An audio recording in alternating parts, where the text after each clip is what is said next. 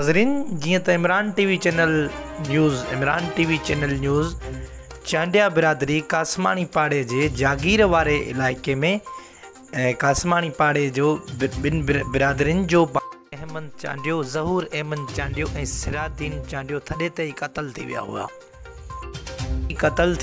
ॿिन्हिनि धुरनि जा, जीअं त कंबर ज़िले जूं मशहूरु शख़्सियतूं मुख़्तलिफ़ बिरादरियुनि जा रेस ॿिन्हिनि बिरादरियुनि जे तॾनि ते पहुची ऐं क़ुरान पाक खणी ॿिन्हिनि बिरादरियुनि सां मेड़ जी सूरत में पहुता, जंहिंमें ॿिन्हिनि बिरादरियुनि सां ताज़ियत बि कई ऐं ॿिन्हिनि बिरादरियुनि खे ख़ासि हिदायत कई वई। बिरादरियुनि खे क़ुरान पाक खणी मेड़ जी सूरत में पहुता ऐं कंबर ज़िले जा मुख़्तलिफ़ बिरादरियुनि जा रेस, जंहिंमें रेस अली हसन चांडियो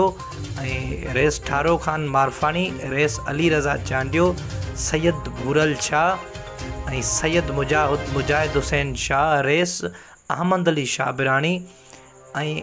डॉक्टर मोहम्मद अली चांडियो कलवानी, इरशाद कलवानी, हाकिम अली चांडियो ऐं ॿिया हिन मेड़ जे काफ़िले में, ऐं रेस शेर अहमद चांडियो बुजरानी ऐं मुख़्तलिफ़ पाड़नि जा रेस ऐं ख़ादिम हुसैन राहूजो ॿिन्हिनि बिरादरियुनि जे तॾनि ते पहुती मेड़ जी सूरत में ताज़ियत बि कई ऐं ॿिन्हिनि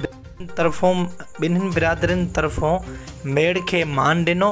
ऐं ॿिन्हिनि बिरादरियुनि तरफ़ों चयो वियो त अल्लाह पाक रहम कंदो, इते ई ख़ैरु थी वेंदो। इमरान टीवी चैनल न्यूज़ जे तरफ़ों वधीक स्क्रीन ते तव्हां ॾिसी रहिया आहियो, ही मेड़ जी सूरत में चांडिया बिरादरी वटि काफ़िलो पहुतो आहे।